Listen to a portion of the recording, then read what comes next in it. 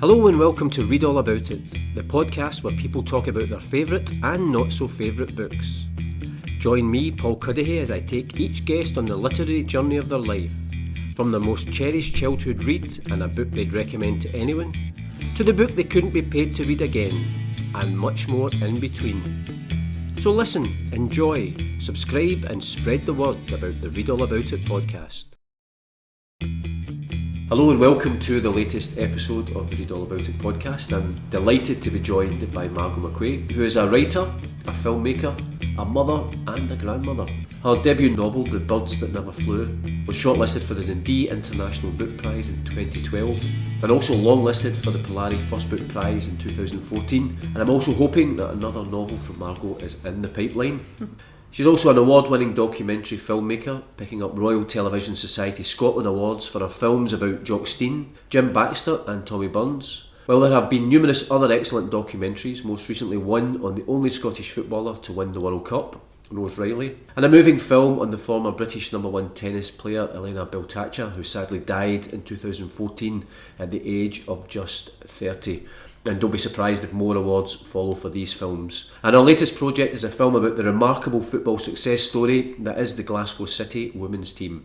On her website, Margot also states that, to quote, "I made 2 children who are now making children too. That's the biggest achievement of all." And she divides her time between Glasgow in Scotland and Rathlin Island in Ireland. Margot, welcome to the Read All About It podcast. Thank you, I'm so glad I'm sitting down after that introduction. Well, actually, when I had a look at all the different things you do across a whole variety of platforms, as well as being a mother and a grandmother, I've always wanted to know what the secret. You've discovered some secret to stretching out time beyond the 7 days. You've maybe just cracked the Beatles 8 days a week secret.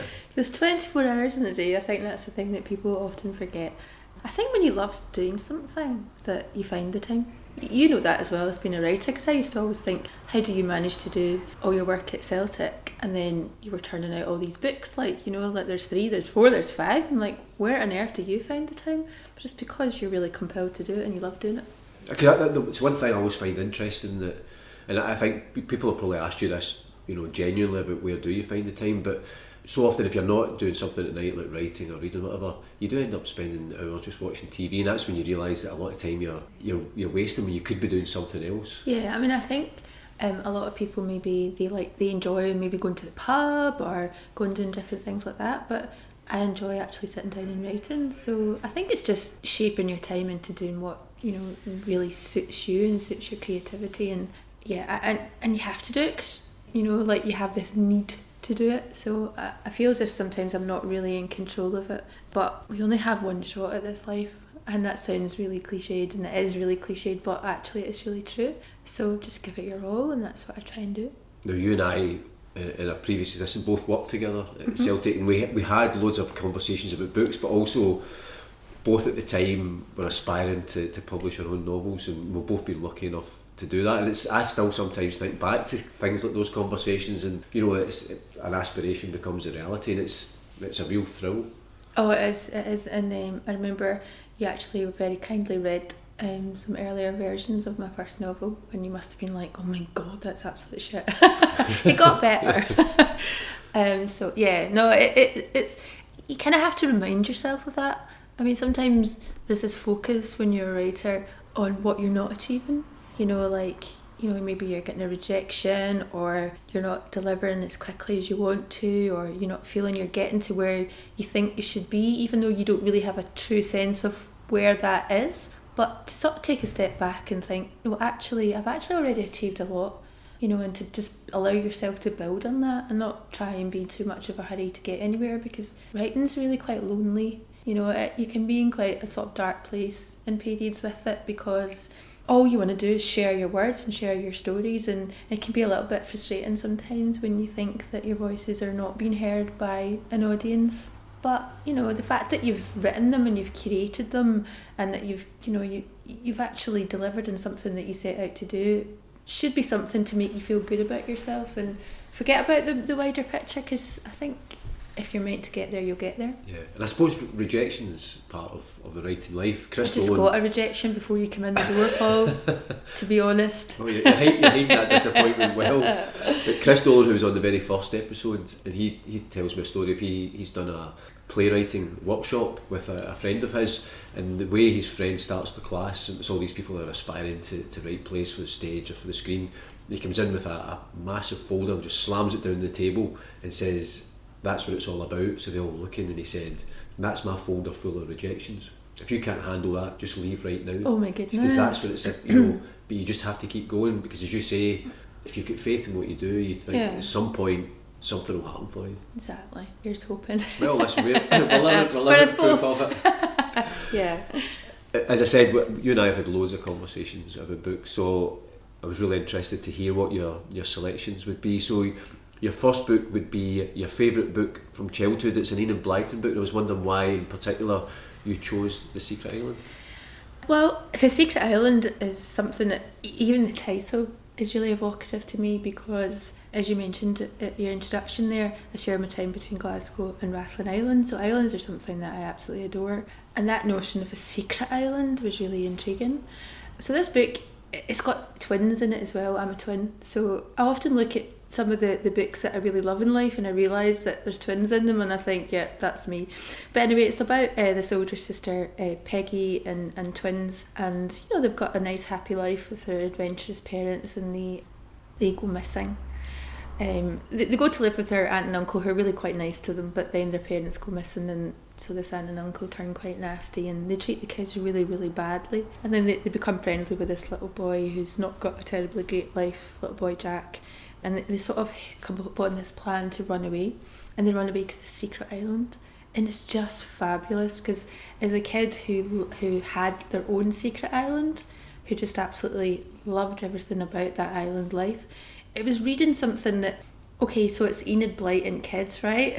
Yeah. So, you know, they're not your and I's world, you know, like we're Glaswegians, you know, we're working class, you know, we're not really engaged in the kind of lashings of Ham of the Famous Five type thing. But the characters, the way the characters are drawn in this book is they're kind of faceless, which is kind of strange, you know, they're not really identifiable as visible people. So like, I was able to see like myself, my twin, my brother, my sister, you know, going off on this adventure. And anyway, they run away to this island, and you know, they become so self-sufficient. They build a house, and you know, they grow their own food, and they have and there's lots of jeopardy and stuff in it as well. It's not just like this idyllic little life, and you know, like there's moments where they go to the mainland to sell their produce and stuff to survive, and they take a cow over to the island and they swim it over and stuff. It's just a fascinating book, which has an absolutely wonderful ending. Which you're not going to tell anybody. No, because I it. think you really have to read it. And yeah. What age were you when you first read it? Oh, I must have been really young. I must have been probably about, I'm going to say about 6 or 7, to be honest, because I was reading like from very early in school. Although I'll probably check the dates, and it probably was around about then. But the thing I love about it is I read it to my kids, and my daughter loves it. You know, she absolutely loves this book. Yeah. So like, I just know that my grandkids are only 4.5 and 5 at the minute, but you know, I'm just waiting for that moment that they're ready for the secret island. So it touched me. Was that an easy choice to make then, when you were thinking back to your favourite book from childhood? No, I know I've picked, we've talked about this before, and I've picked another book. I picked a book called Grayling, but I think that was more personal because I won it as a prize in school. I remember getting the top prize for excellence in primary 3 and being absolutely overwhelmed because I didn't know I was any good at anything. Do you know that way? As your kid, you just don't know, you know. And to win that prize was I was absolutely astonished, and having to walk through the whole school to go down and pick it up. I had no idea.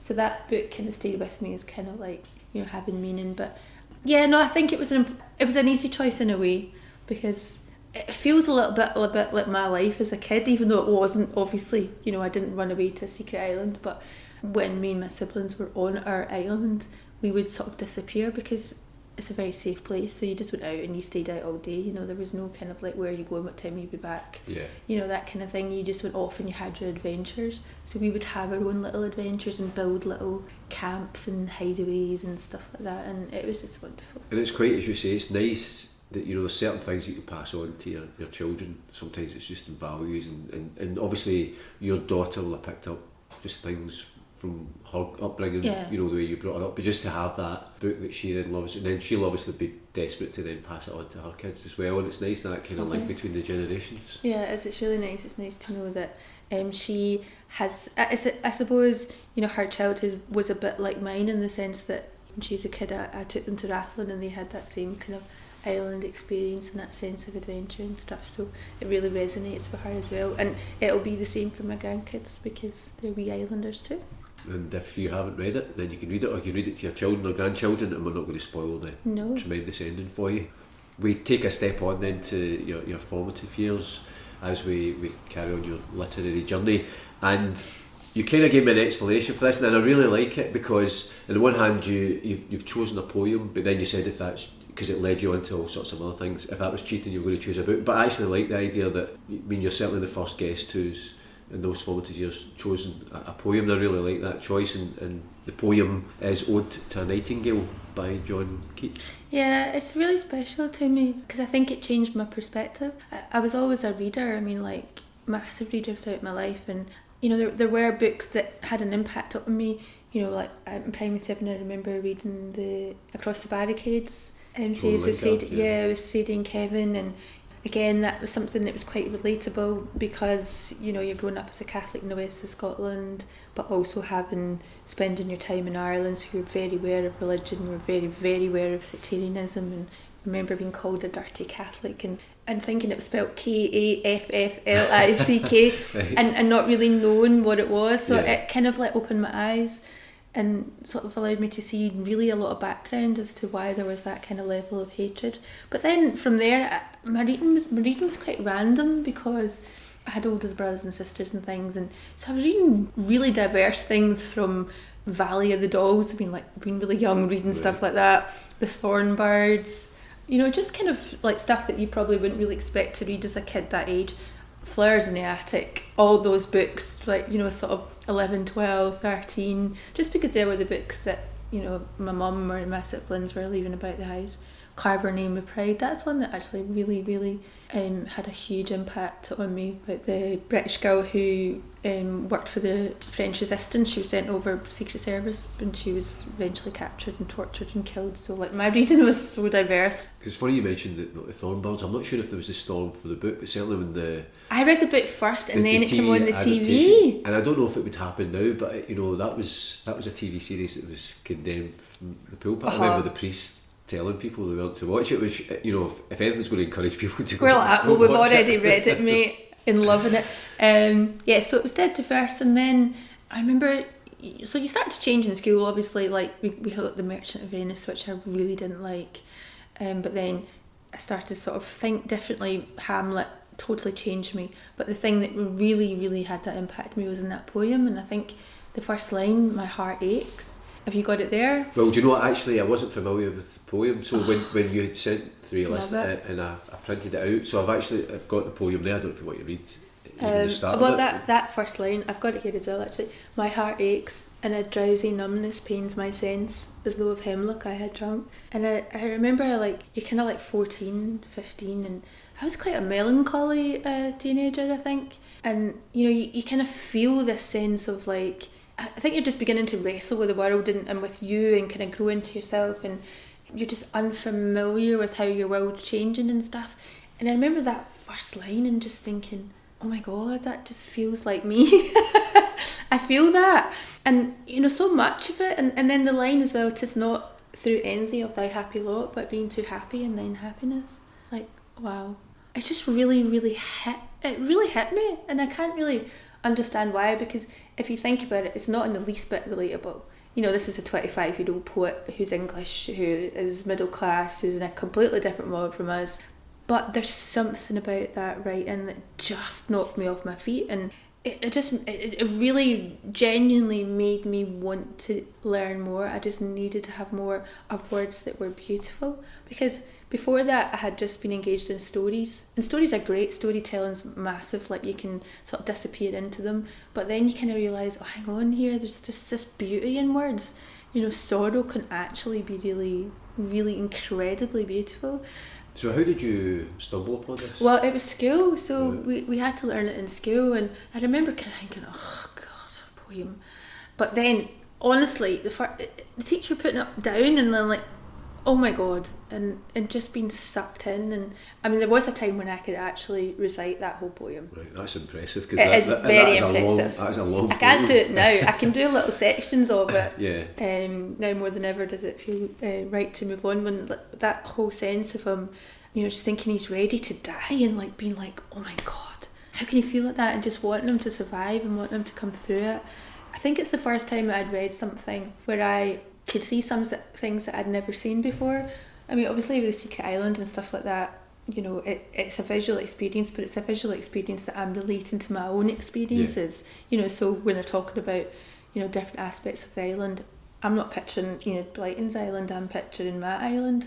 But this, for the first time, had me seeing things that somebody else was describing to me in the way that they wanted me to see them. It's like I can hear the bird, I can see his surroundings, I could really create the scenery that he was trying to depict for me, and I just thought it was remarkable. So it kind of set me off on a journey of poetry and proper literature, as you might call it. It's one of the things that I've found really interesting with some of the book recommendations we've had on the podcast, particularly books from another century or 200, 300, 400 years. And I think this poem was early 19th century. I think it's remarkable that that poem was written at that time, and over 100 to 150, 60 years later you're reading it and it springs out at you. It's mad, isn't it? But I suppose the majority of what had been written at that time is lost through time. The quality, the cream always rises to the top, and that's obviously with something like that. Yeah, I mean, it led me to Yeats and Heaney, which I guess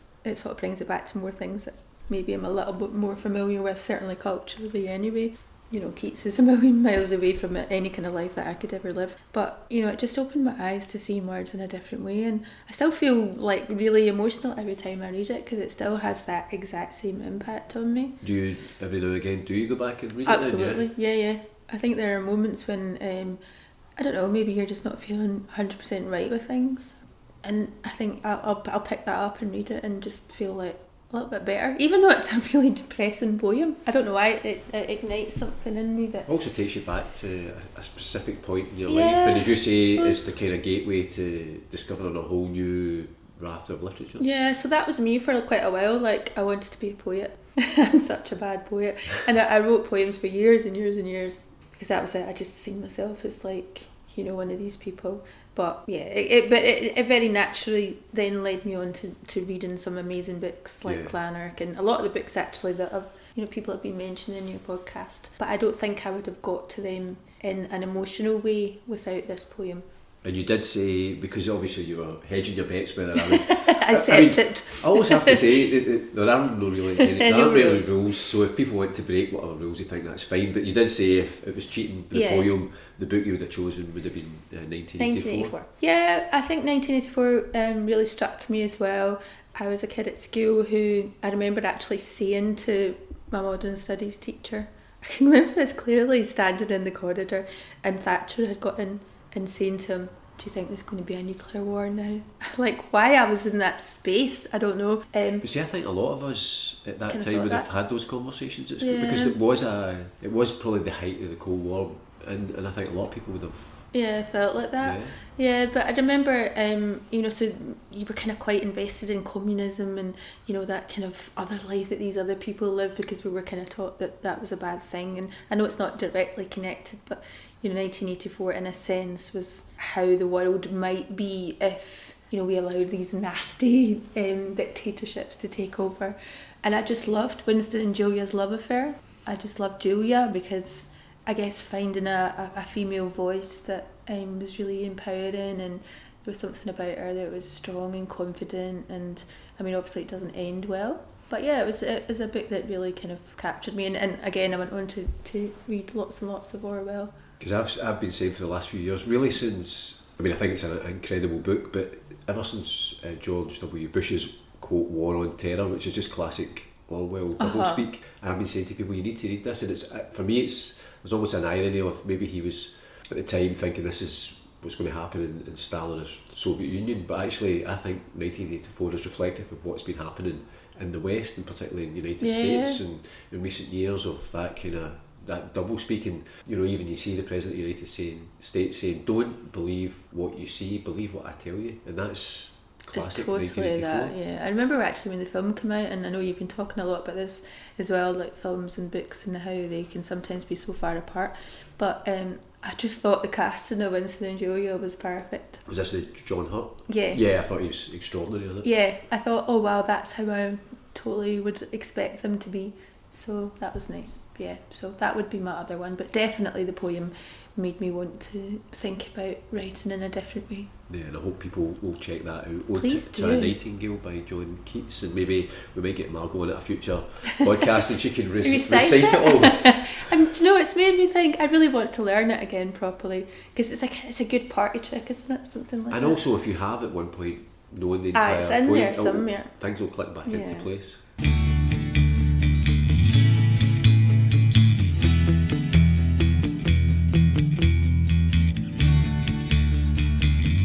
Well, you are listening to the Read All About It podcast with me, Paul Cuddihy, and my guest, Margot McCuaig, and we're on to the third choice, Margot, and that is a book that you'd recommend to anyone. Yeah, I think the book that you'd recommend to anyone, I suppose, changes all the time, and that's the good thing about books, because one that you might love today, you'll find another one that you love even more tomorrow and stuff, so it's just an endless joy. But one that sticks in my mind at the minute is by a writer called Malachi Taluk, who I actually came across by reading an article on, I think it was the Island Review, and just thinking, wow, he's a beautiful writer. His words like really touch your heart. And then his novel came out. I need to look at the title because I always remember it because it's quite long. The Valley at the Centre of the World. I mean, I'm a big fan of titles, and I mean, I'm glad you've recommended this, because I say one of the great joys of doing this podcast is getting all these recommendations. I've not read it, but just seeing that title, I'm thinking, I want to read that book, and I want to love that book. It's so good, honestly. Let me tell you though, it's a book where maybe on the face of it, at a kind of top level, nothing really happens in it, right? Which is a strange thing to say, because lots of things actually happen in it. So it's set in Shetland Islands. It's in Shetland dialect, which is one of the things that hugely attracted me to it, because... Is that challenging to read? Well, there's a glossary, and it tells you what every kind of word means. Yeah. So as soon as you've read that, I say after the first sort of 5-10 pages, see, I quite like the you're kind of into it. You're probably the same. You probably read a lot of American literature, and depending on the setting, quite often it's in the local dialect, and your ear clicks into it. Your ear totally clicks into it, and I just love things that are written in dialect as well, because I think it really allows you to get into the character's head in a much more specific level. So that's one thing that I really liked about it. But it's about so this guy Sandy and his girlfriend Emma. They go back to the valley in Shetland where she's from, and move into this house next to her parents. And he's from the Shetland Islands, but he's from Lerwick, from the town, so he's a townie. So even though he's an islander, right, he's not really seen. A distinction. Yeah, there's a distinction. It's very, very territorial. So where he goes with his girlfriend feels like the wilderness. It feels like out of touch with the world, really, and it's quite difficult and challenging from him, because he doesn't really want to be there. But quite quickly after they move there, she goes back to Edinburgh. So she leaves, and leaves him with this choice of leaving or staying, integrating into this community that isn't really his community, or, going back to a place where she doesn't want him anymore. So it kind of just unfolds as his relationship primarily with the land and space, and just that whole sense that you can actually be of the land, that that you can kind of have sort of physical roots with the earth. He starts to evolve in the sense that he tries really hard to integrate it with her parents and become a crofter, and fails miserably, and then tries again and fails miserably, and there's all these other sort of supporting characters who in a sense are a bit like him. They're kind of misfits in that environment. There's one writer whose husband has died, so she kind of escapes to the Shetlands, and she's writing a book about an older woman that lived on the island who died, and she's kind of trying to rediscover her past by digging into this woman's archive that she had. There's an alcoholic guy, there's a townie couple that come to live there, and he kind of sort of flips and has a little bit of a tete-a-tete with the guy's girlfriend, and just nothing really happens, but everything happens. It's hard to explain. You're sucked in by the characters, and it's quite unusual for me to be sucked in by a male character, so I kind of quite enjoyed that. Because I wondered as well some of the appeal. You mentioned it's written in that Shetland dialect. Yeah. And obviously your novel, The Birds That Never Flew, is written in the kind of Glasgow vernacular. Yeah. And it's not spoiling anything for anybody that's not read it to say that the Virgin Mary appears in it and is one of the best characters because of that Glaswegian that just completely throws you. But is that the appeal of, obviously you've written in your voice and you hear somebody else writing in their voice? I find it really hard not to write. I mean, my novel that I've just finished, not just finished, it's gone out into the world to try and find a home, that again has a dialect of the characters. I just feel as if it's more authentic, I feel, and I know it's something that a lot of publishers are completely put off by, so I think as soon as you go down that road, you're setting yourself up for a fall, really, because they'll say people will understand that or they won't get with it, and I think you will get past it if you well, that's the challenge. We're intelligent people. Well, it's the challenge of reading, because when you do get past that, then because if you don't, then you're closing off your mind to so many great books that are written in a specific way.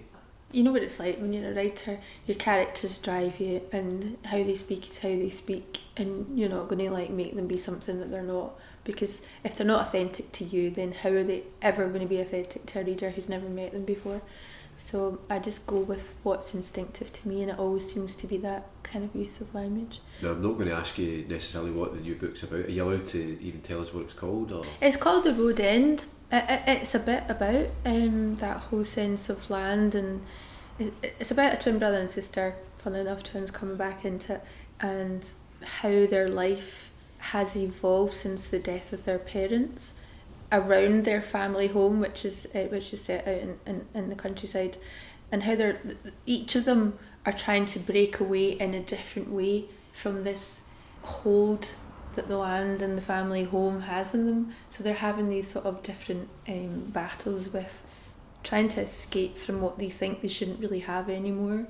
There's lots of stuff going on, so it's a kind of family legacy, kind of maybe what a kind of Sunset song might have been if it had been written now. Excellent.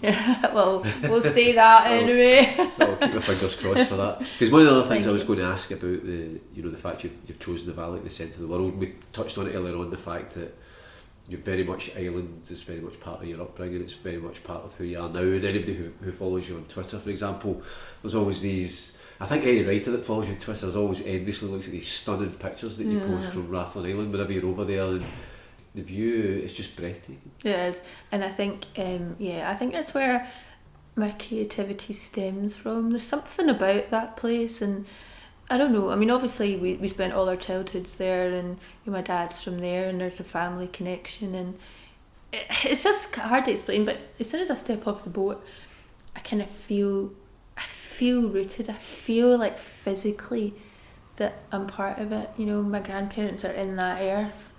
That earth is connected to me, and I'm connected to it. And it just makes me feel quite sort of... It's a place that absolutely replenishes me, because you know what it's like. It's such a contrast to your... we touched on it again at the start of your hectic life, and I don't think people appreciate just how much work goes into, for example, just even one of the documentaries that you do each time. It takes so much out of you, and the contrast then with Rathlin Island must be quite stark. Yeah, I think it kind of it really kind of, it sounds again cliched, but kind of replenishes my soul and just calms me and levels me and inspires me, and I think that's the thing. Absolutely inspiration in bucket loads when I'm there. And again, is it something that you're then able to, as you touched on, the fact that your kids would have been grown up as island children, and then you can then take your grandkids over, and it's passing on from generations past to generations future. It's lovely, because my kids, my kids' best friends are actually all on the island, because there's a whole batch of them that all kind of grew up the same age, and they have this incredibly close relationship. So So my kids and their pals have all got kids now. So like my wee grandkids, I've got best pals in Rathlin who are like the same age. Makes you feel old, doesn't it? It does make me feel old. But so it's lovely. It's just lovely that relationship will continue. Yeah. So it kind of makes you feel a little bit settled. You know, nobody wants to die. Nobody wants to kind of not be here to see things. But kind of knowing that that part of my legacy will continue is really nice. Well, and as I say, it's an enviable thing whenever we see all these. Aye, it's pretty beautiful. bonny, isn't it? It can be. I'm sure it's not always like that. Oh, but even when it's wild, it's beautiful. Aye, I love the wildness of it. Yeah. I love the stillness of it. I love the beautiness of it. I love the noisiness of it. It's just, there's nothing to not like about it.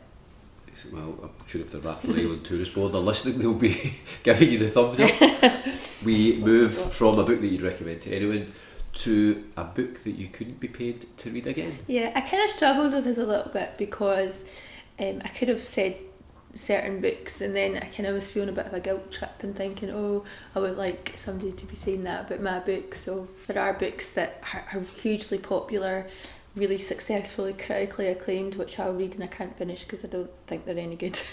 So, but I won't go down that road. I'm going down this particular road. It's Tony Blair's book. You're kind of like, oh my god, what were you doing reading that? What even is the title? It's You've got a the Journey title to there. My Political Right. Life by Tony Blair.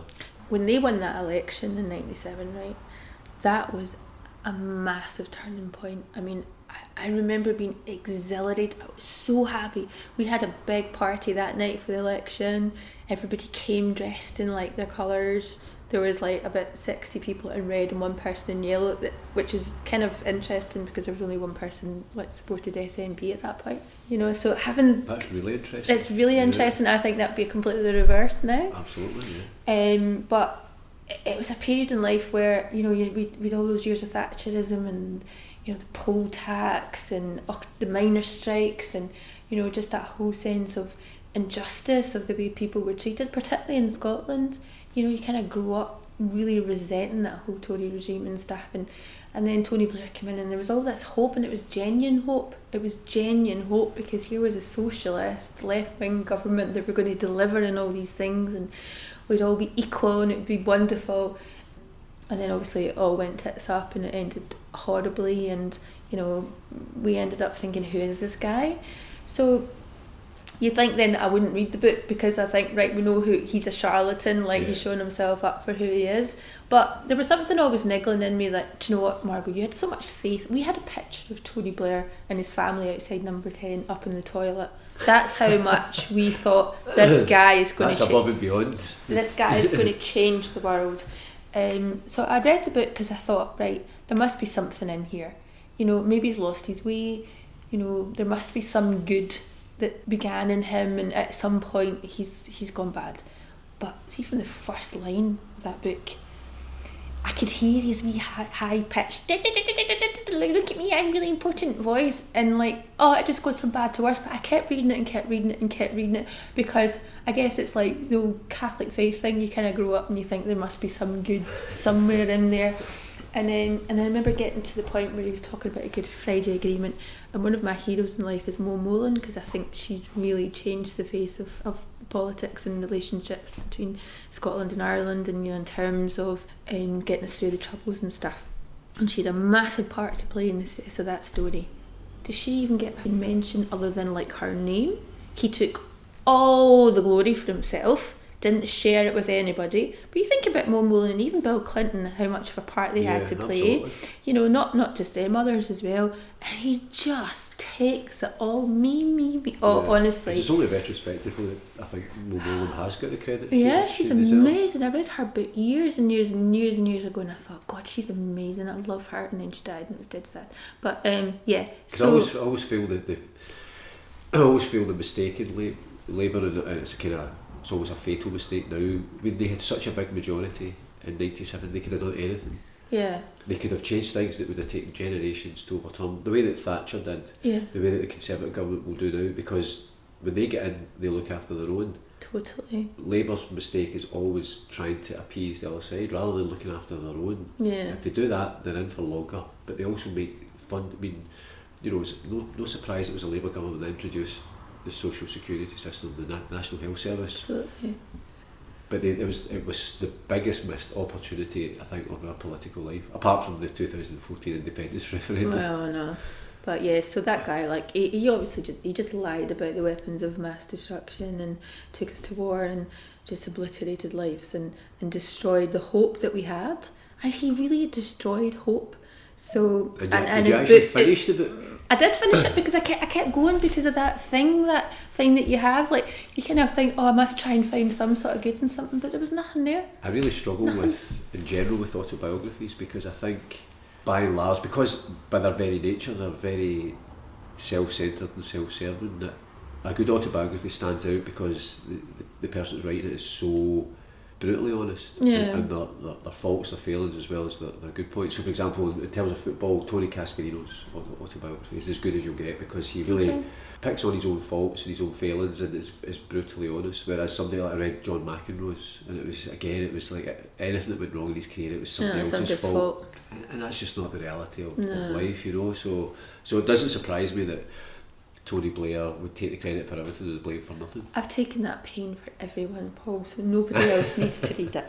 So a book that nobody should read. That might be a new category. Yeah, I've done it. I've been there, taken the pain. Yeah, so don't do it. Okay, well, that's fine. That's pretty comprehensive. And if Tony Blair's listening, which I'm sure he's not, no. I'm sure he'll get over it with all the exactly. all the millions he's made. It'll be my fault. Yeah. We're on to the last question, Margot. That's the last book you read or are currently reading. So you've given me the last book you read. Yeah. And also the book that you're currently reading. So the last sort of full book, I tend to, when I'm in a busy filmmaking period, I don't tend to read too much. But the last book I read was The Testaments because I had to read that, because obviously you have to read it. I'm going to have to read it again though, because I read it still in the vein of being embedded in the series and only being able to see the characters. So this is, for everybody who doesn't know, it's by Margaret Atwood and it's the sequel to The Handmaid's Tale. Yeah, so I read it too close to watching Handmaid's Tale. I couldn't use my own imagination at all. And sometimes that's maybe not a bad thing because, you know, the environment's been established for you, but yeah, I need to just leave the other stuff to disappear for a while and then go back to it because I'm just not sure about it. I know that sounds, it's a Booker Prize, half a Booker Prize winner. That's a real controversy because I know that the very fact that they split the prize caused controversy. I know one of the shortlisted publishers were furious because they felt that the book and the explanation for giving it to the Testaments was on her body of work, which is not what the prize is about. It's about that book, that particular year. I watched, I think it was BBC4, I had a documentary recently, just roundabout to tie in with the publication of that, but it went back over her whole life, Margaret Atwood's life, which is a brilliant documentary, really honest about her, but she's an extraordinary woman.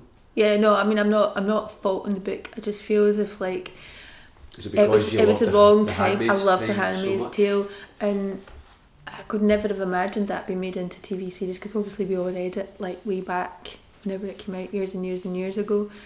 And it kind of reminded me a little bit of Lanark, funnily enough. I know that doesn't make any sense because they're not in any way similar or connected, but it just reminded me of it.